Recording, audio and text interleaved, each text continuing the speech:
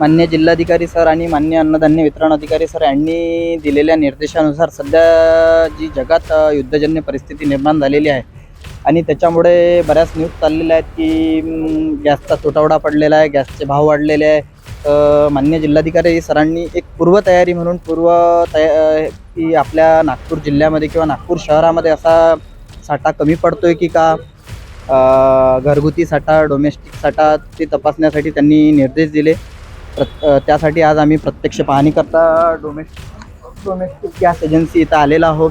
इथे डोमेस्टिक यूजसाठी जे सिलेंडर आहेत त्यांचा साठा नक्कीच कमी आहे, परंतु घरगुती साठ्याचं अजून कमी आहे अशा कुठल्याही आमच्याकडे तक्रारी नाही.